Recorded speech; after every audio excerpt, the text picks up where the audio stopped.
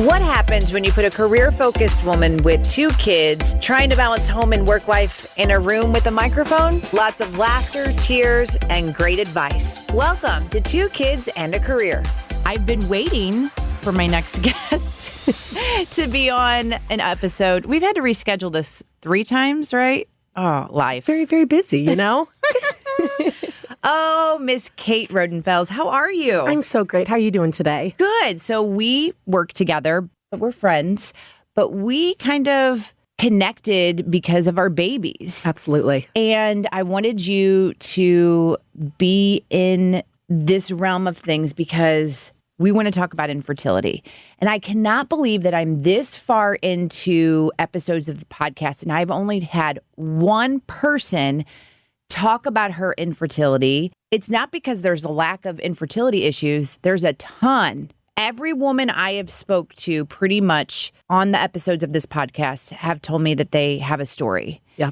And so we've only discussed it in one entire episode, and we're going to discuss it again now because your story is different than hers. And I'm referring to Erica, which you can go back and listen to that episode. But something that I told her, and I'm telling you now too, I didn't have infertility issues like you two. But when you're trying to get pregnant and each time that monthly period comes and you're not pregnant, it's a story. Yes. And right. And everyone always thinks that their story is, well, it's not as bad as the other person, so you don't want to talk about it. Right. And there's always a worse story, and so nobody talks about it ever. And so it's, oh, I had a miscarriage it was only 6 weeks though. It wasn't, 20 weeks. So you're always comparing these stories, so you feel silly like talking about it all the time. And so yeah, actually Eric and I, that's how we bonded. Really? Yeah. We started talking about, I didn't know her story and we were sitting at lunch and we both said at the same time, no one talks about it. And I'm such an open book about anything. And this has been something that a lot of people have been able to come to me now because, they said that I handled it in a way that they would like to. But I think I just maybe block things out a little bit and just pray that it's all going to work out and thank the good Lord it did. But it's, I didn't have anyone to talk to about it when I was going through it. So, I didn't know, my friends hadn't gone through it. My family hadn't gone through it. Everyone got pregnant the second they wanted to get pregnant. So no one knew what to say and I didn't know where to turn. And I actually found a client who had a horrific story. I think she got up to maybe 10 miscarriages and wanted a baby so bad. And her words were so real every time I talked to her. It was just like, she would, say a bad word or say, this sucks, and it wasn't a God has a plan type message every single time. It was it's okay to be sad. It hurts. It's bad. It's bad with your husband's hurting, you're hurting, and it's hard to get back up on your feet and start again. So with all that, I hate that you didn't have anyone to talk to, but now I'm looking at you and I'm realizing you are someone else who is listening, who doesn't have someone to talk to. And I want you to be the person that they are talking to. So let's back it up. And I know it's going to be hard. And I'm very thankful for you for sharing your story because there is something, and you may not even remember this, that happened between you and me. And I thought, oh my gosh, was that the wrong thing to do? But we'll get there. So tell me about the journey. What happened? Sure. Where did it start? What's going on? Well, my husband and I got married, well, according to St. Louis, a little later in life. I know, same right? situation. Like we weren't in our 20s. And Gosh. so, and one thing you and I talked about is we both were asked when we both got married, is this your second marriage? Absolutely. Oh, yeah. And then you better start trying fast. Shut up. Yeah, and I remember going in when I first found out I was pregnant, and they said, well, you are high risk, or not high risk, or you're an older age, and you're high, and I was like, what? I'm 31. Like, what is going, And I was older than 32, you. 33. Yeah. I can't even remember how old, but it's young 30s where, it was mind blowing to think of it that way. But then I think both your and I's mind worked the same way of, oh my God, the what ifs. Mm-hmm. You never ever thought you'd be the person having issues having babies. And then someone says something slightly like that, and it's like, okay, I guess I should be prepared. And I'm glad, I guess I started to mentally prepare myself that something could happen. So it wasn't such a shock. But Okay, so you get pregnant. yeah, we get pregnant, no problem. And we had a couple appointments, and then we went for our 12-week. That was the first miscarriage. And it was, the ultrasound was up on this big screen. I'll never forget it. And the baby wasn't moving. And the nurse wasn't talking. And I'm looking at Dan, and something's wrong. And I kind of had a weird mother's going up to it, just where I prepared myself that something was not going to be right for some reason going in there. Just didn't feel right. So then she ran out and didn't come back for 15 minutes. And it just was up on the wall of just this image of this baby not moving. The doctor came in and told us that we'd probably lost the baby maybe week 11, maybe a week. So, you go home and you replay everything you've done. Was it my fault? Did I work out? Did I walk too much? Did I do this? And it's there's, like I said, I didn't really have a lot of people to talk to about it except my family who's so supportive, and then they're so incredible. But no one had gone through it. So it was, it wasn't it was you'll get pregnant, we can do this, and it's I don't even know if I want to try again, that's awful. But yes, so we had to do not one, but two DNCs with that baby because they thought they had completed the first time. And then I actually got a very severe infection weeks afterwards and had to I went into shock and had to be rushed to the emergency room for a second one. Oh, wow. Which is crazy. Then we took some time. I think it was 3 or 4 months to let my body heal. And we got pregnant right away again. Okay. And so the doctor's not seeing anything wrong. And I'm kind of high risk. I have a few things. I have psoriatic arthritis and I have factor V Leiden. So they were kind of watching me a little bit deeper this time. And this one was around 7 weeks, slight heartbeat. So I got to see the baby and the heartbeat and the ultrasound and whatnot. And then it just kind of faded. So that's second miscarriage. Second. So then same thing. I had 2 DNCs. It's weird how this is all coming back. I kind of forgot everything. Mm-hmm. But then we got pregnant again. My body healed, I got pregnant again. And to our surprise, we walk in and the ultrasound has 2 heartbeats. And they think that they actually saw a third. So they kept trying to chase it and see, but it was the echoing. I don't really understand. So I made them stop looking. It was enough, right? And this was completely natural. Not in my family. We hadn't started any medicine, which we were about to. I would have done anything at this point just to have, And so we just had natural twin boys and a very easy pregnancy, and we made it through. So, yeah. So then we had 2 kids. Okay. Now, I am going to stop you there because there's more to the story with the twins. Mm-hmm. They were born how early? Week 26, I went into labor. So the very first day of week 27 is when the boys came. So they were 2 pounds, 2.7 and 2.4, I think were the weights. Yeah, 2.7 and 2.4. Brady was 2.7. I saw those boys in the NICU. We're going to talk about that. But the boys, we're fast forwarding a whole lot because the boys are healthy. Oh, absolutely. They're great. Insane. But something that I want to bring up before we get to the next phase is what I mentioned a little bit earlier. So you and I were pregnant at the same time with our oldest kids. Yep. And you were pregnant first. You had told me. I got pregnant and nobody knew, but I approached you. And now I'm wondering if this was a very insensitive thing. So same situation, technically older as far as having a first child and the risk factors. And I pulled you. I think I sent you an email and I said, hey, are you around? And you said, no, what's up? I said, oh, I just want to talk to you. Oh, I got so nervous. I will never forget that day. And then you did come to me and I said, I have to talk to you. I think I said something along the lines of, how do you know if you're going to have a miscarriage? Yep. And you were great. But now I'm was that an insensitive thing to say? Absolutely not. I mean, I was so impressed similar by it because I don't really know how to describe it. You were prepared.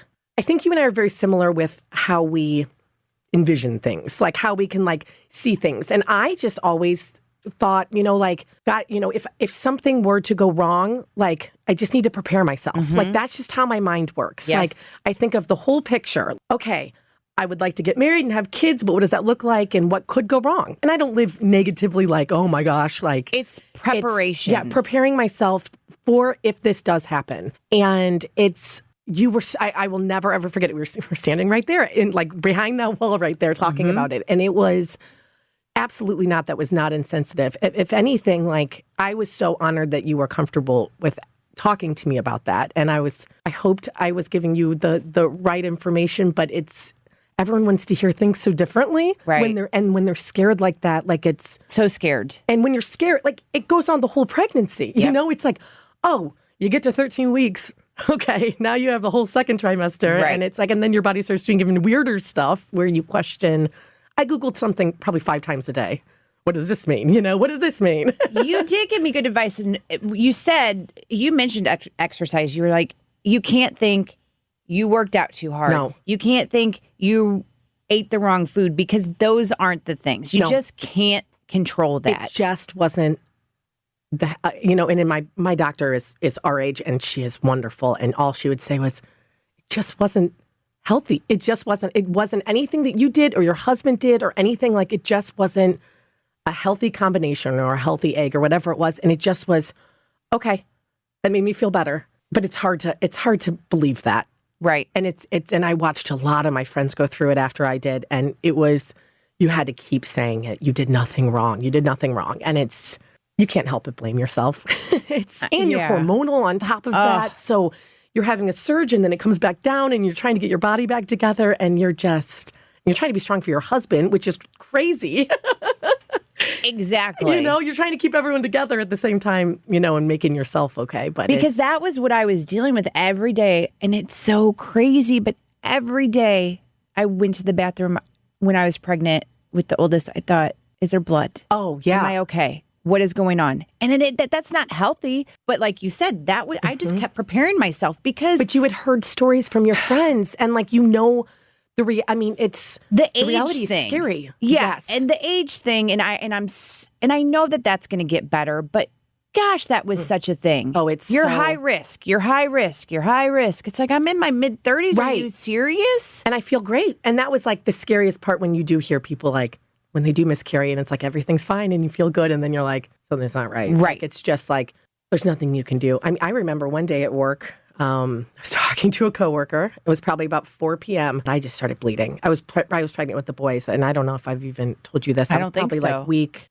I don't know, we'll say 16, 17. Oh, and I was bleeding so bad that I ran to the bathroom, and thank God, no one saw anything, but like my whole dress was covered. I had to run. I like wrapped a sweatshirt around, and I ran to my car, and I had to sit in rush hour traffic and drive myself to Mercy. And I walked in, and they're like, you're probably losing one or both. And I was like, okay, all right, here we go. I prepared myself. Dan finally got there, and they're like, oh no, everything's fine. Both babies are, it was like, what? Oh my God, Like, Kate. there's no reason. Because you did tell me that. You said, Jill, sometimes you might bleed. Yeah. And don't freak out. You will, but don't freak out. Right. It could be, there's just so much. It's just crazy our bodies can do this. Like, it's so scary. It is. It is so crazy. I think about that a lot. I'm like, oh my gosh, the You had a body. baby. Right. Like, what? What happened? And then I laugh These because are mine? I think about too just the crazy hormonal stuff. Like one time I cried over lavender soap. Lavender is my favorite scent. And I cried because it stunk so bad. And I'm like, it wasn't about the soap. And anyway. And then everything starts to pour out. It's so ridiculous. But it's like, and it takes a long time for our bodies to get back. Fast forward again now. So your twins were born in April. They just turned 3. Yep. And April Fool's babies. I totally remember. I'll never forget that. No one believes me because I must have a sense of humor. So then my oldest daughter was born in September. So it was a big running joke, whatever. The boys are going to be her boyfriends. Yep. So I thought, and I think you thought, you guys were done, right? Yeah, we decided. Basically, poor Dan. I mean, yes, there were so many, like we were saying, you would go up and down, your hormones would be crazy. And then you get back on track and you'd feel good again and life would be normal again. And then like it would happen again. And so it was just, and again, that journey I went through, I mean, that's a year. People go through this for 10 years. You know, we watched so many of our friends go through this. And it was, so again, you feel silly telling your story sometimes because it's like, oh yeah, we had problems. And they're like, oh, you don't know problems, honey. Like we've been doing this for a long, long time. So we decided one crazy day, like, okay, what do you think? Like, should we were so scared of having twins again is why we never wanted to try again. Okay.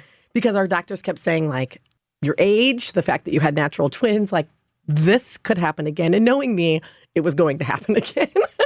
And it was going to be 2 girls and they were both going to have my personality and it was going to be really scary. So we tried and we got pregnant. And again, you probably know what I mean, but it's like, you just know it wasn't right. Uh-huh. Like, it was like, it wasn't the excitement that like, you know, something like, it was like, okay, positive pregnancy test. And then it would be gone, you know? So it was like never enough to where I got to the hospital and like got to see the heartbeat or anything. So I think we had 3 positives, but not, and then it would like go away. Like it was very clear. And I was and I can, like, I feel like I have these crazy dreams and I know I'm pregnant every single time. And so Dan and I were like, that's it. We are so blessed. We have 2 beautiful kids. Like, we're not going to go through this again. Like, so we're talking a total of 5 technical miscarriages. I mean, I know you just said 3 wasn't really. Yeah, kind of like, it was like never confirmed by the doctor, but like didn't have your period type pregnancies. And then you would get a positive test and then it would go away. So could there be more than 5? I think those are like the ones that I'm pretty crazy. Like, I feel like I know right away if like I'm pregnant. That's a lot. I know, but it was, so that was like 3 months or maybe probably 4 months. And then all of a sudden, I'm not joking you, I am on a work call off of Olive. I will never forget this. And it's like 10:30 and I swerved through traffic and stopped at this Mexican place. And I'm sitting there eating a quesadilla with guac and chips. And it's 10:30 in the morning. And I was like, what is wrong with me? I was like, oh no, I'm pregnant with triplets this time. Like, why am I so hungry? So I called Dan. I'm like, I'm pregnant. Like, it wasn't even positive on the pregnancy test yet. Like, that's how like crazy my body was. And so it came up and we got pregnant and it was the easiest, most wonderful pregnancy. Like, I was so happy to have like a regular 9-month normal pregnancy with Betty, and her name's Betty.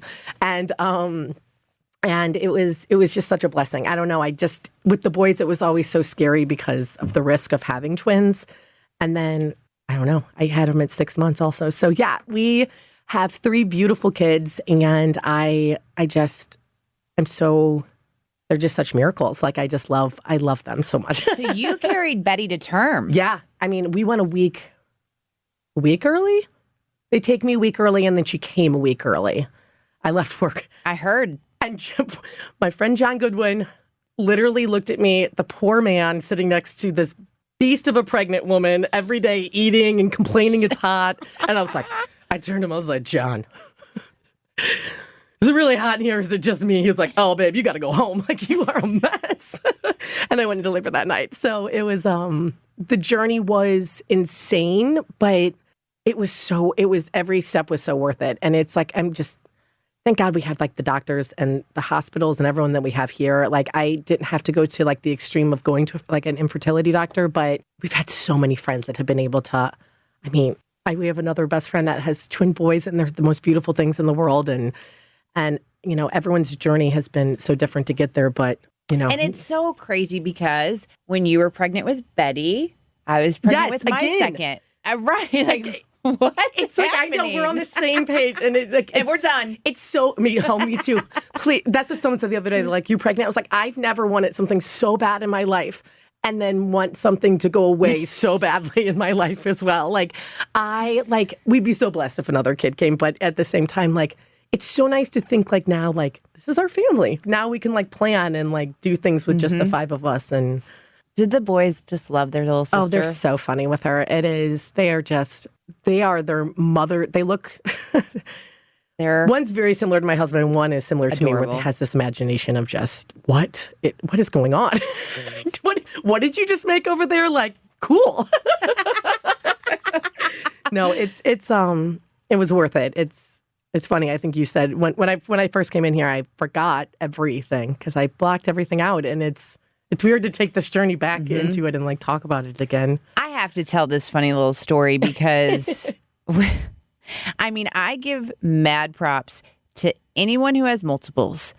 And when I was pregnant with Lou, I said, I kind of wish I was pregnant with twins. You know, I just have it or whatever. Oh, hell no. So you came over to visit. So again, the boys, they came in April and then Lou came in September a few years ago. And you came over and I opened the door and I was like, how do you do this? I don't even think I said hi. How do you do this? I looked like a mess. I had I was a mess. How do you do this with two? I can't do this with one. And you said, oh, I drink a lot, and I block things out. I'm like, okay. And so then I'm like, well, Kate says she drinks a lot, so I think maybe I should start drinking a lot. And I'm telling people, and you're like, Jill, I was joking. Like I heard that from a mutual friend. I was like, Jill said that I drink a lot, and I was like, oh my God, I was just joking. Like, I was like, I wish I could go out still. Like, you have one beer and you're like done for the week. Like, I was like, laughing so that's hard. her coping mechanism. She drinks a lot. I'm going to start doing it. I wish I could be one of those women that like goes home and like enjoys a glass of wine and like winds down. Like one day. Yeah, I'm just like I'm not a wine drinker. And then you're so tired. But how the heck do you do it with twins? And how old is Betty now? She's Betty's 9 months? 9 months this week, yeah. Isn't that crazy? How? We keep a very, very organized, strict house. No. Well, and I said this to Dan one time when we were all at a work event. I said, oh, are your boys going through the phase right now where they're just like all about Kate? They just want their mom. They just want their mom. They cling to their mom because, oh my God, Lou will not leave me alone. He goes, no, Jill, they take who they can get because there's two of them. It's exactly like any attention. Like it is strange. I mean, we've always had a 2-person working home like you guys, you know, so it's like they're used to having a nanny. They're used to having babysitters. And now it's like now they're old enough where they're starting to ask and you feel so, you know, you feel so guilty. Their question is, you come back? Oh, my heart. Like, yes, I'm coming back. Like, it's... Yeah, yesterday Lou said to me, are you going to say goodbye? And I said, yeah. She goes, I don't want you to say goodbye. I want you to stay. I'm like, oh, hell. Yep, I'll call in sick. What do you need me to do? Oh, no. It's so sad. I mean, but then they'll start school and then they'll have, you know, it's always been fun. And I always say, this is my favorite stage and it's fun. This is a cool stage. It's like to be able to take them to carnivals or take them to things and like watch them process things. So I know we totally got off track, right? But welcome to me. Sorry. That's us. That's how we are. I mean, I'm very thankful that I had you during both journeys. And that is something I didn't know. And like I said, with the episode with Erica, as a person who technically didn't suffer infertility, I wanted to bring her on and bring you on to talk about the journey, because there are other women that have gone through it.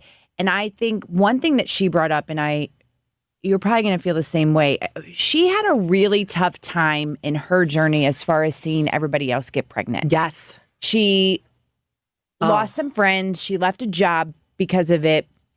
And so I asked her, I said, well, what do the individuals like me do for people like you? And she said, nothing. Nothing. This is my worst moment through the whole journey. And I still like, you know, when you like flash to something and you think about it and it makes me like just stop breathing. But my best friend and my other best friend, my sister, both in the same day told me that they were pregnant, and they both had the same due date as my birthday. And I had just gotten home maybe the weekend before from like, I think it was my second DNC. And I handled it fine with my best friend at lunch. I was very like, I always talked about this with my friend who kind of got me through it, like where you know what to say. I'm so happy for you. I'm so excited. Don't worry about me. Yeah, I'm okay. Don't stop. I'm fine. Like, which I really meant, but you had to practice to say it. Like I really was so happy for everybody. Like, and it was, but sometimes you just needed to say it like a robot and be it and say it nicely, because it was so hard to watch. And but my sister came over that night. I'll never forget this. and her husband walked in the door, and I just knew.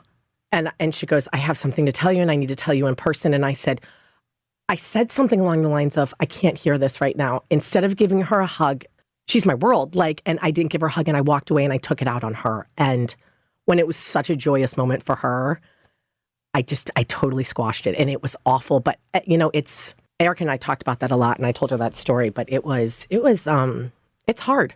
You see people that weren't even trying getting pregnant, and you see people like, oh, stop thinking about it and you'll get pregnant. It's like, that's not how this works. You're always thinking about it. Although you do hear a lot of people when they go on vacations, you end up getting pregnant. But it's so I'm not going to say that that's real, but it's tough. But just know that your time will come, whether it's you have your babies yourself or you get to adopt or you get to foster.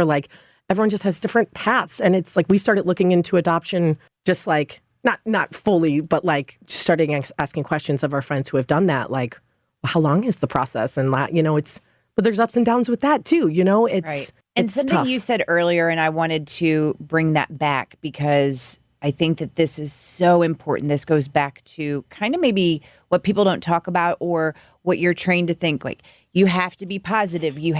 Of course you have to be positive. Right. Of course God has a plan, but it's life. Right. You are allowed to hurt. You are allowed to have pain. You are allowed to take it out on people and then recognize. Yes. And realize. And that's the biggest thing is I think sometimes people just forget you can be human. Yes. It's making sure you have your pity party for a minute and then getting out and trying to figure out what's next. Yep.